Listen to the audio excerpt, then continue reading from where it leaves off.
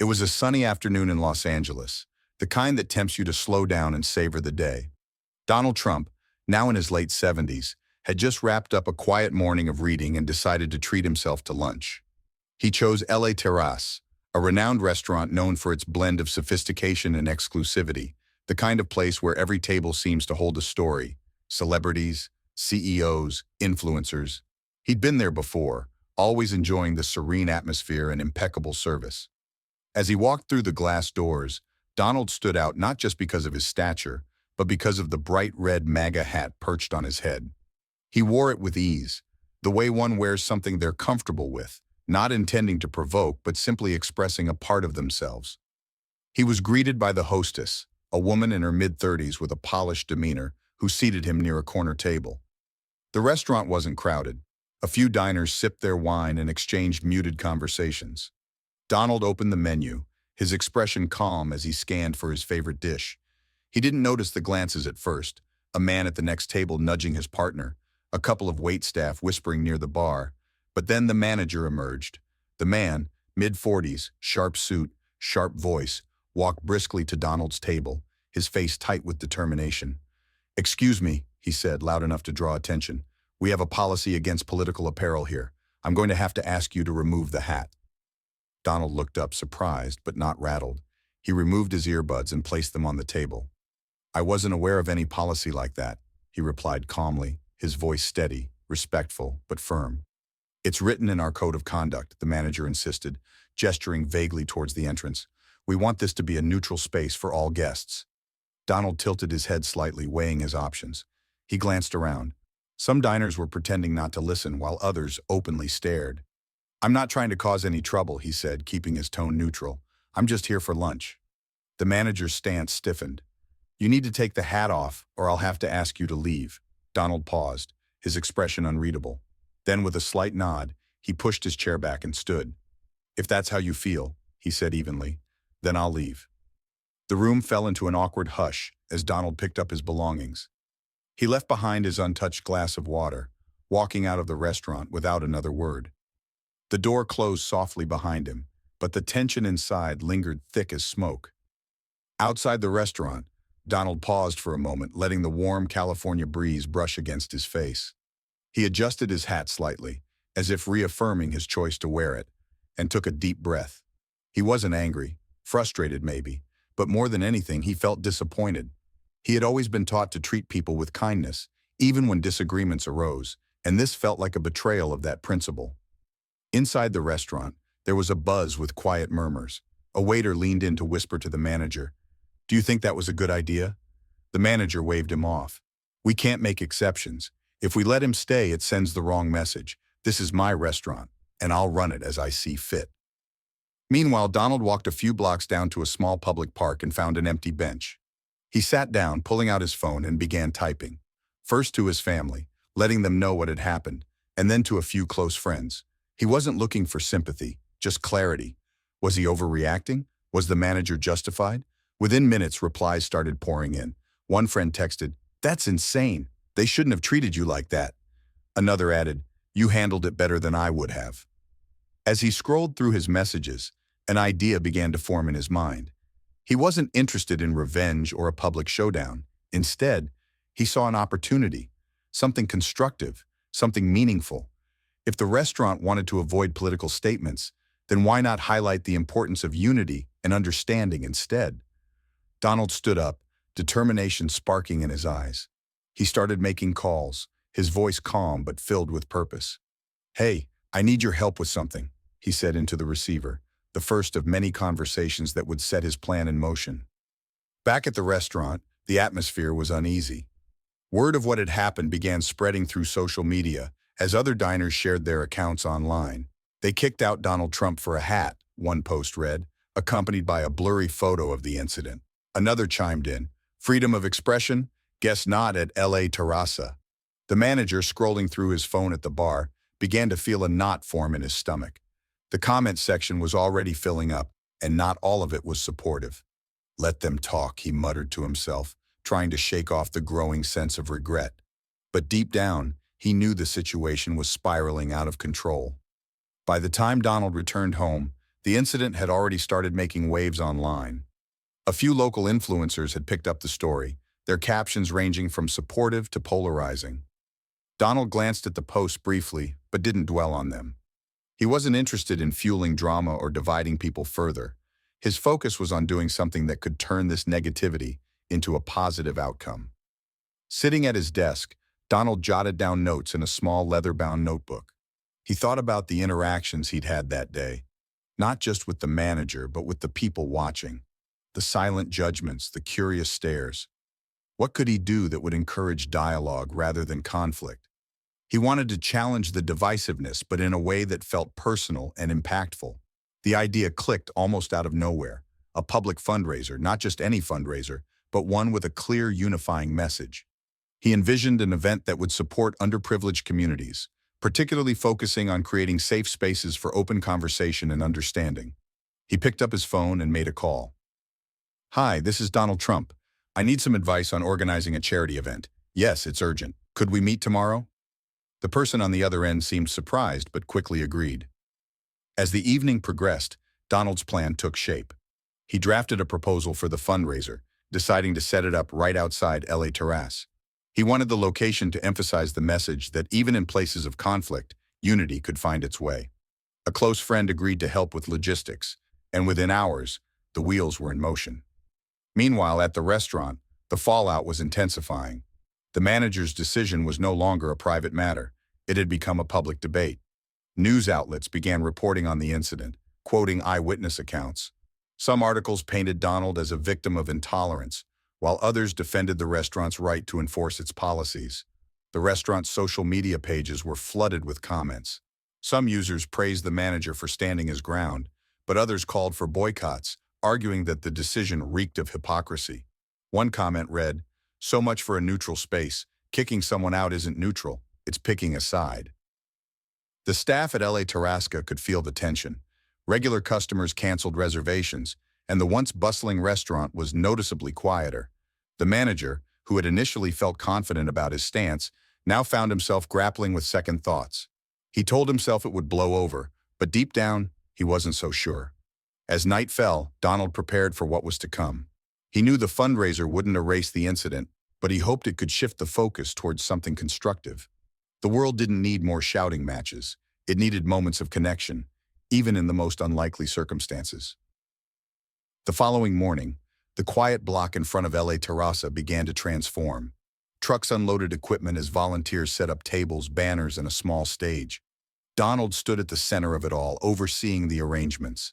The banner above the stage read in bold letters, "United we stand, building bridges, not walls." He'd reached out to several organizations that focused on community building, youth mentorship, and dialogue facilitation. The fundraiser wasn't just about raising money. It was about creating a space where people from different walks of life could come together. Food trucks, live music, and booths for local charities lined the sidewalk, turning what had been a source of conflict into a vibrant community event. By midday, the crowd started to gather. Families, young professionals, activists, and even a few familiar faces from social media showed up. Donald took the microphone to address the audience, his voice steady but filled with emotion. "Yesterday, I was asked to leave this restaurant because of a hat. That's okay. I respect their policies, even if I don't agree with them. But what struck me wasn't just being turned away. It was the bigger picture. We've become so quick to judge each other, to take sides, to shut down conversations. That's not who we are. We can do better." The crowd erupted in applause, and Donald continued, "This event isn't about me, and it's not about them. It's about all of us finding ways to listen, to understand, and to come together. The funds we raise today will go toward programs that foster dialogue and inclusion. Thank you for being here and proving that unity is stronger than division."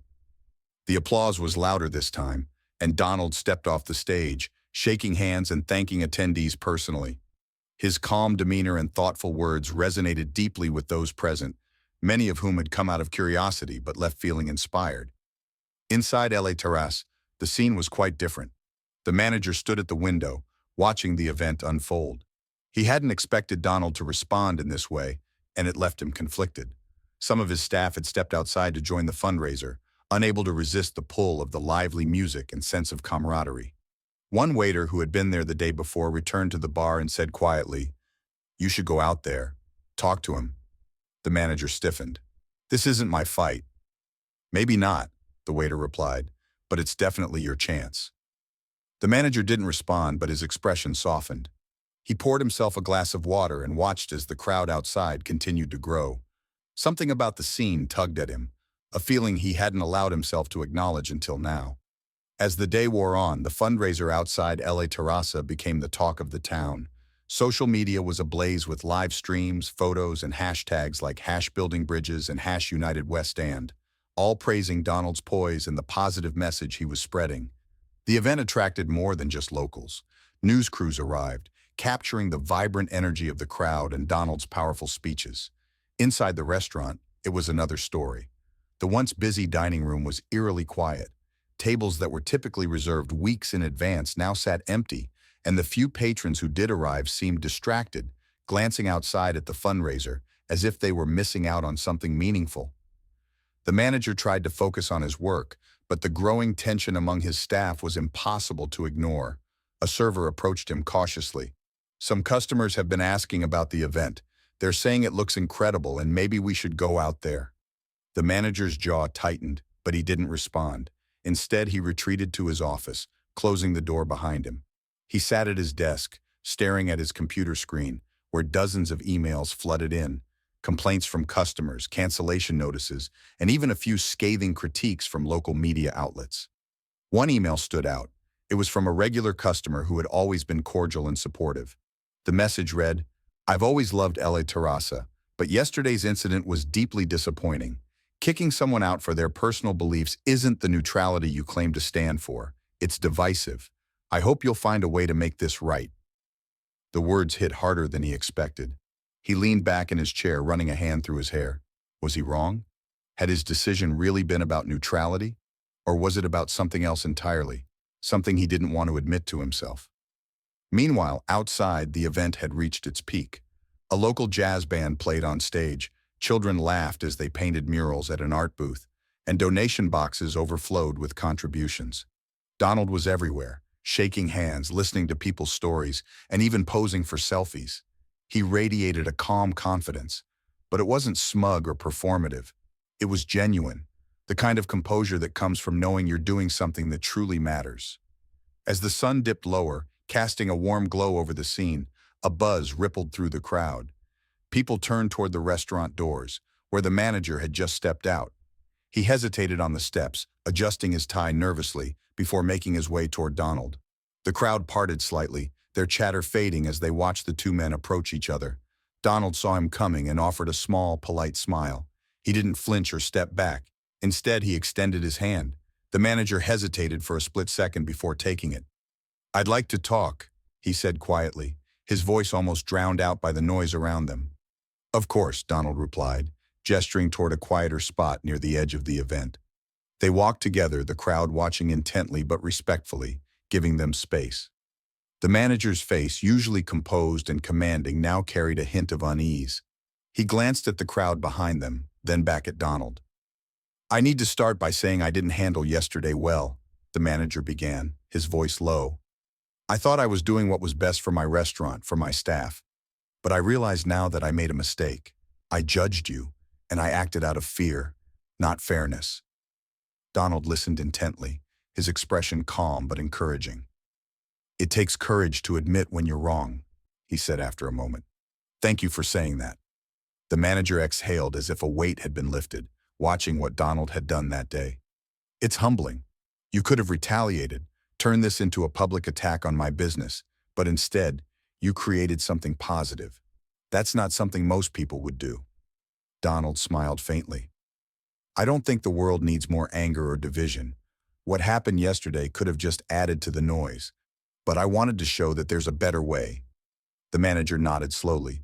"You did, and I'd like to support what you're doing here. If there's a way for me or the restaurant to contribute, I'd be happy to." Donald considered this for a moment before responding. "I think the best way to contribute is to reflect on how we treat each other. Policies are important, but they should never come at the expense of kindness and understanding. Maybe LA Terraza could host an event like this one, something that brings people together instead of pushing them apart. The manager blinked, clearly caught off guard by the suggestion, but then a small smile tugged at the corner of his mouth. I think that's a great idea. Let's make it happen. They shook hands again, this time with genuine warmth. The crowd, sensing the resolution, began to applaud. It wasn't the kind of forced, polite clapping one might expect. It was heartfelt, a sign that everyone recognized the significance of the moment.